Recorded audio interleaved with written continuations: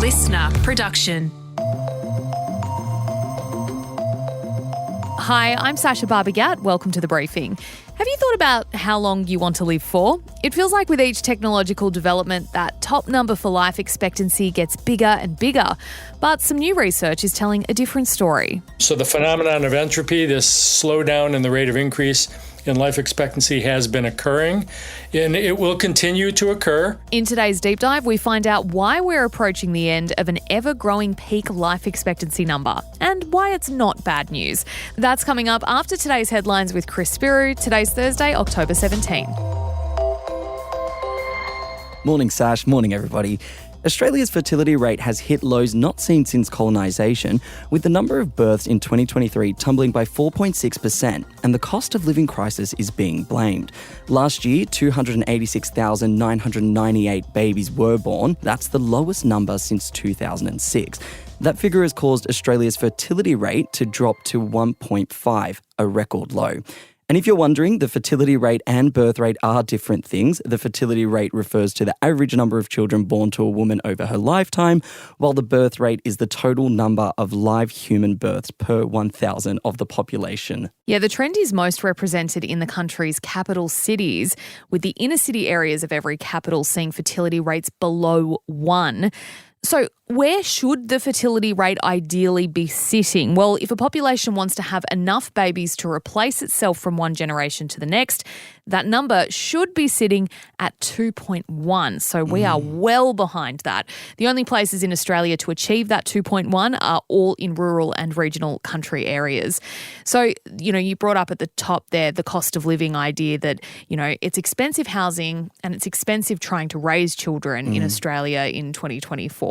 One demographer was quoted in this article written by the SMH that said generations of inaction by politicians and institutions had delivered the nation's young people a bleak future. So it's this idea that, they might want kids or they might want a second kid, but they're choosing to either have none or maybe only have one because they can't afford to. And this is something my husband and I have dealt with. I'm 31, I'm pregnant now. Yay. First time saying it on the podcast. But, it took us a really long time to decide whether we wanted to have kids. And the cost and how much it costs to raise kids was one major factor. But also we've already had the conversation about, will we have a second? We live in a 2-bedroom apartment, which we're very lucky to own. However, I'm well aware that if we have a second, we might not be able to afford to upgrade. So it is this conversation that a lot of couples are having in Australia when they're in their, mid-20s to early 30s. And they're forced into this decision to maybe not have kids. Earlier this year, we did hear from the Treasurer, Jim Chalmers. He said he supported people having more children, but he's rejected reintroducing the baby bonus, which was brought in by Peter Costello, which gave couples money if they had a baby. I believe it was sitting at $3,000. I'll fact check that. But also interesting out of these figures, the median age is rising of first-time parents. So it's 31.9 for mums and 33.8 for dads. The only age cohort we saw with an increase in fertility is women aged between 45 and 49, Chris, which is really interesting. And that would be thanks to developments of things like IVF. And you were correct. You have been fact-checked. Yes. Well done. $3,000. Over now to the Middle East, where 50 aid trucks have entered the north of Gaza, carrying food, water, medical supplies and shelter equipment from Jordan. This comes just one day after the US told Israel a failure to allow more humanitarian aid into Gaza within a month could prompt a cut-off of military supplies. The IDF says it allowed the trucks to pass after security inspections, with the Israeli government insisting it will not limit aid to Gaza, placing blame on humanitarian agencies. I think that's a little bit rich. According to experts, this new aid is only a fraction of what is required to offset the hunger crisis in the region, with the UN this week saying food systems have collapsed and the risk of famine is real in Gaza. So good to see those trucks getting through, but this is the first time in a couple of weeks that trucks have made it through that particular crossing point. So, and we know that the US issued this ultimatum yesterday. So it's interesting to see how the US can have that influence as soon as they threaten to withdraw any sort of military support. Look, there's also been developments in the Ukraine war. Australia is going to deliver dozens of soon-to-be retired tanks to Ukraine under a $245 million military support package. We are continuing to provide that assistance to Ukraine. Meanwhile, President Volodymyr Zelensky has presented his long-awaited victory plan to Parliament in Kyiv. He says it will bring an end to the war with Russia next year. So this included an unconditional invite to join NATO right now, lifting the current ban on using Western-supplied long-range missiles to strike deep into Russia. That's something that the US and the UK didn't really want to give them permission to do. A refusal to trade Ukraine's territories and sovereignty, and the continuation of the incursion into Russia's Western Kursk region. So the Kremlin has, of course, dismissed this plan, with the spokesperson saying that Ukraine needs to sober up. Back home now, where my pick for Australian of the Year has officially been finalised, and that, Sacha, goes to the ACT's Liberal leader, Elizabeth Lee. Now, she was caught on camera yesterday flipping the bird at a journalist and appearing to mouth choice words towards him after this exchange. Who's been in charge of the ACT Treasury, who I'm saying... Are you finished? I just want you to answer the question. Are you finished? I am. Answer the question. Are you finished or not? I will answer the question in my own way, Ian. You don't get to dictate how I answer the question. Okay. She has since apologised, explaining she has a history with the journalist. I don't excuse my behaviour. It was poor behaviour and I am disappointed in myself. And in a moment of frustration, I did let the emotional side of my reaction get the better of me. Oh, and look, my immediate reaction to this apology was that it was highly unnecessary and that there is absolutely no reason for her to be disappointed in herself, Sash. I don't know. If you are trying to become the leader of a state or territory in this case, you probably shouldn't be caught flipping the bird at journos, no matter how frustrated you are. I know we've all done this in our workplaces. The difference is we're not being recorded by cameras. That was the footage is she's walking away from the press conference after having this really tense exchange with this journo, and he was pushing her and they do have a history. And she turned to him and his back was to her and she flips him the bird and her mouth starts to form the F. It looked like an F. Yeah. She didn't say it. Yeah. She didn't mouth it, but it looked like that's where she was going. There's cameras pointed at her. No, it was but she locked in so hard on him. I honestly think she didn't even realise the cameras were trained and pointed right at her. Well, she shouldn't be the opposite. She shouldn't be the leader of the ACT then, Yeah, because valid point. You've got to know when the cameras are on you when you're a public figure. Yeah. The journo, Ian Bushnell, he's from a publication called Riot ACT. He was approached for comment, said he had no comment on the issue. It's worth noting as well, the Libs have been in opposition in the ACT for 23 years. I don't think this poor publicity is going to help their cause in winning the election this weekend. And Jerry Seinfeld has walked back comments he made blaming the left for killing comedy. I did say that. Yeah. That's not true. It's not true. No? No. That was Seinfeld speaking on the Breaking Bread podcast. Now, you might remember earlier this year, the comedian reminisced about the golden days of comedy before people started getting all offended by everything. In his comments, he said the extreme left had suppressed the art of comedy. Well, as we heard, he has conceded that he got it wrong, which is really, really refreshing, Chris. People so often want to, especially people like Jerry Seinfeld who don't want to apologise for anything.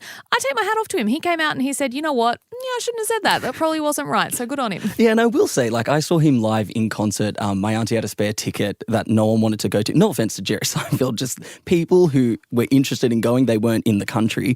I went, I saw him in a stadium concert setting. I mean, he's not that raunchy. He's not like, the old school comedy that we were all used to, where it was like towed the line of offensive and a little bit brash and things like that. He was a little bit tame. So hearing comments that he thinks the left had killed comedy for me didn't make sense, because I was like, oh, you don't really play in those pools anymore. Yeah.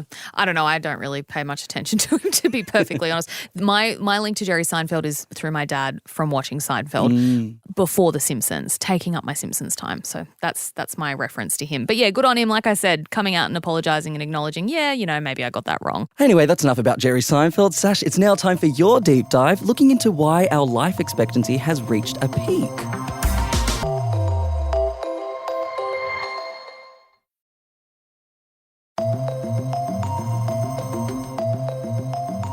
think of the far-flung future and how we'll be living, what do you imagine? Maybe we're getting around in flying pods, seeing AI doctors and living to 150.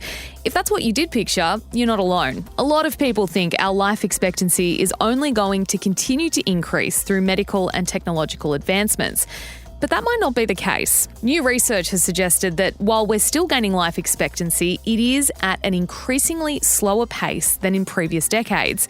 Here to tell me about his research and whether we can expect to crack 100 is Professor Jay Olshansky, a professor of epidemiology and biostatistics in the School of Public Health at the University of Illinois in Chicago. Professor, welcome to the briefing. Look, I don't think I'd be alone in saying that, if I envision the future and what human life looks like, I see us living to 150 years old and we're hooked up to machines and AI machines are figuring out our medicine and what we need. And, we've got these continuously building life expectancy numbers. But your research says that's not going to happen. Explain to me how you came to that conclusion. Well, it's not going to happen in these bodies the way they are now. That's for sure. And it actually was fairly straightforward. And I'll take you back about 30 years. It was actually exactly 34 years ago in an article in Science, and we discovered that cures for major fatal diseases wouldn't actually have that much of an impact on life expectancy. So at the time we said, we think life expectancy can go to 85 for men and women combined, women up to about 88, men about 82. And we said life expectancy must decelerate. It must slow down in the future. Now, the obvious question is why? Why did we come to that conclusion way back in 1990? Now, the argument was actually incredibly simple and straightforward. It's a product of success. When you live long enough, when you push enough people into the outer reaches of the human lifespan, once you get people out into their 70s, 80s, 90s, and beyond, they become exposed to the one currently immutable force that makes it difficult to make us live much longer, which is the biological process of aging. So it's a consequence of success, not failure, this slowdown. So we predicted in 1990 that life expectancy would slow down, that advances in medical technology would in fact accelerate, like many other people believed would be the case, but that life expectancy wouldn't accompany it, because we would be exposed to this immutable force with greater frequency. We waited 30 years. There were a lot of people that disagreed with us, that said, no, advances in medical technology will accelerate it, will drag life expectancy with it. And we basically said it can't. We have now looked back at the last 30 years. We looked from 1990 to 2019 and discovered, in fact, that the rise in life expectancy did slow down in developed nations exactly as we had predicted back in 1990. So the phenomenon of entropy, this slowdown in the rate of increase in life expectancy, has been occurring, and it will continue to occur unless we can find a way to do something different. Attacking one disease at a time isn't going to work. Even curing major fatal diseases is not going to have nearly the impact that many people think. If you cure cancer, you gain about 3 years in life expectancy. If you cure cardiovascular disease, you get about 4 to 4.5 years added to life expectancy. So you might ask, why aren't we immortal if we eliminate all the things that are killing us today? And the answer is the same as it was in 1990. Aging gets in the way. The short answer is the slowdown in the rate of improvement in life expectancy is occurring as a result of success in living long enough to experience aging. What's been the reaction to this? Because at the time, like you said, 30 years ago when you first made this prediction, I suppose, or theory, there was a reaction of, oh no, this is absolutely rubbish. How are people and people in the medical and scientific fields reacting to this now? My colleagues and I have indeed taken a look at many of the comments that have come out from our colleagues, many of whom were the ones that disagreed with us back in 1990, and they have completely come on board. Now, I think where we're going to see criticism, and some of it is justified, and criticism might not be the right word, but it's just sort of, where things are headed in the future. And there's a large group of people, there's a number of organizations that have formed designed to go after what has been referred to as radical life extension. They're basically arguing, no, we can all live to 100, 120, 150. There's no limit.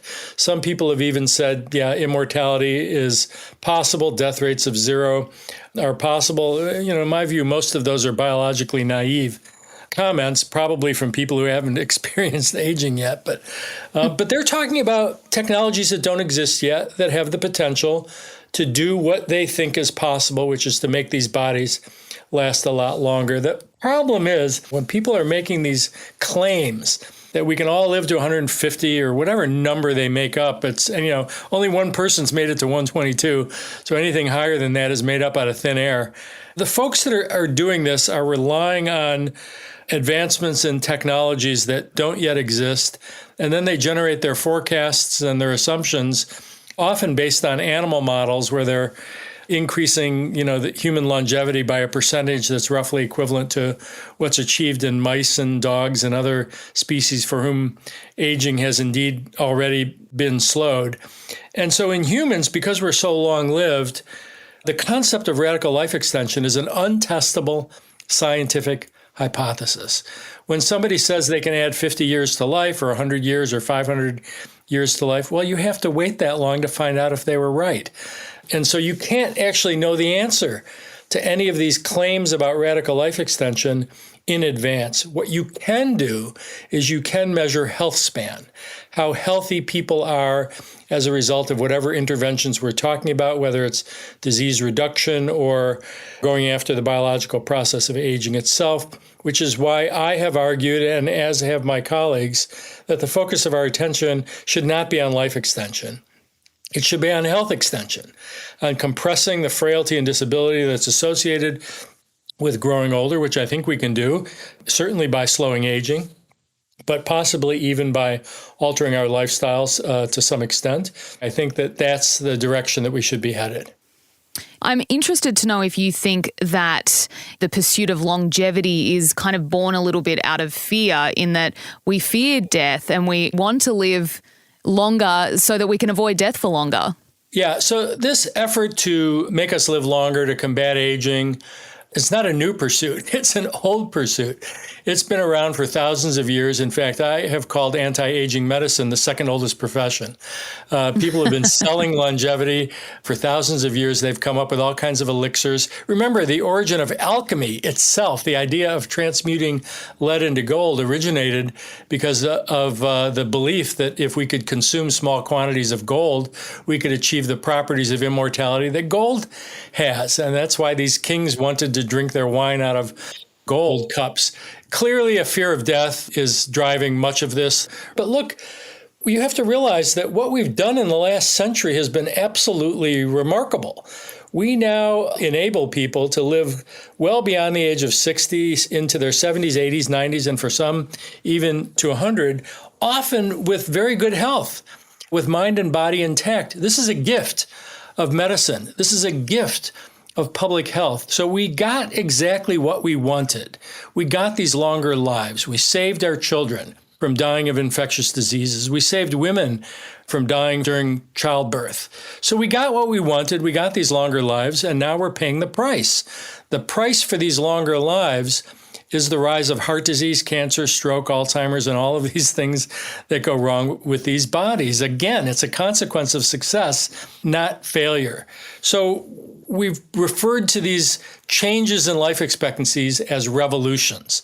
So the first longevity revolution occurred in the early 20th century, where we saved children. The second longevity revolution, which we're in now, but has been ongoing really since the latter half of the 20th century, was a result of our ability to combat major fatal diseases, develop pharmaceuticals, surgical procedures, early detection of disease. But that's the revolution that's running out of steam.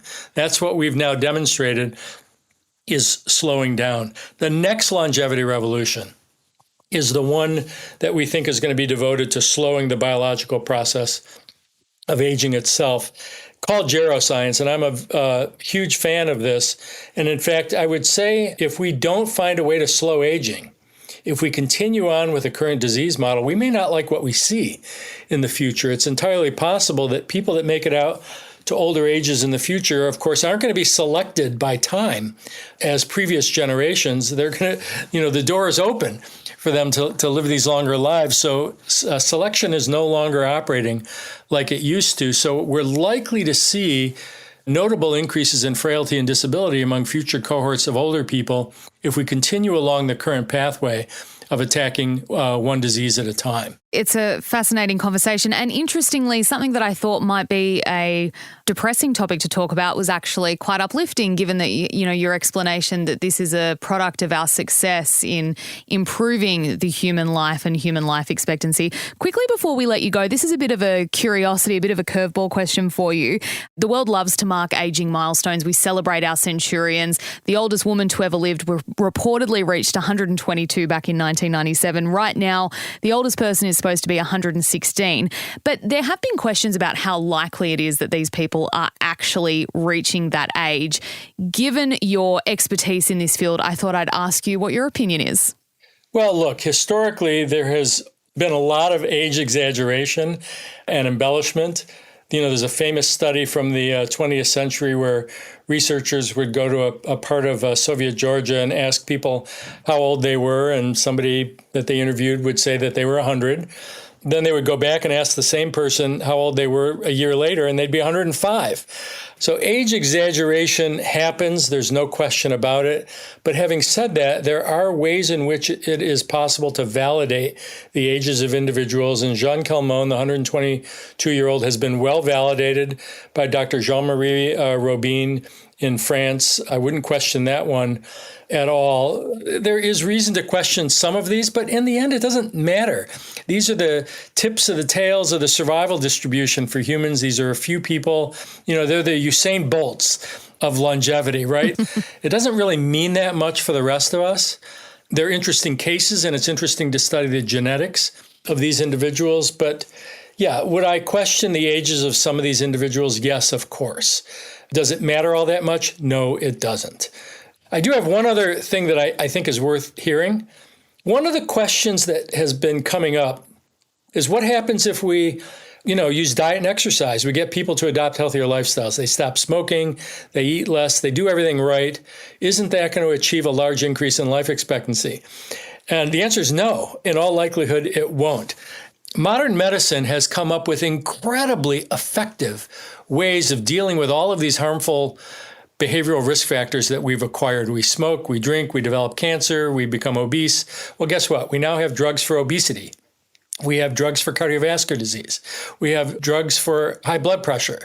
We have drugs for many of these problems that occur as we get older, and they work. They actually reduce the risk back down to a level that is fairly consistent with the average population. Again, it's a byproduct of success that medicine works, and it works really effectively, and we need to be cognizant of what the consequences are of pulling away those medicines and introducing primary prevention in its place, which, by the way, we should be doing. Primary prevention is absolutely the right approach to take. It will make us healthier longer, but it may not make us live a whole lot longer than we do now. Okay. I won't feel guilty about having dessert then tonight. Go enjoy your dessert, just not in excess. And I think that's probably a general rule of thumb. Enjoy life. We only have one of them. It's not that long. It's about 29,000 days, maybe 30,000 under the best of conditions. That's it. And so we might as well enjoy the time that we have. Well said. Professor, thank you so much for your time today. It was a really interesting chat. Thank you. That was Professor Jay Olshansky there from the School of Public Health at the University of Illinois in Chicago. And that is it for this episode of The Briefing. We would love it if you could share this app with someone else you think might enjoy it. And if you want to keep up with our other content, we are on Instagram at The Briefing Podcast. We're also on TikTok and YouTube. Search Listener Newsroom. I'm Sacha Barbour Gatt. See you next time.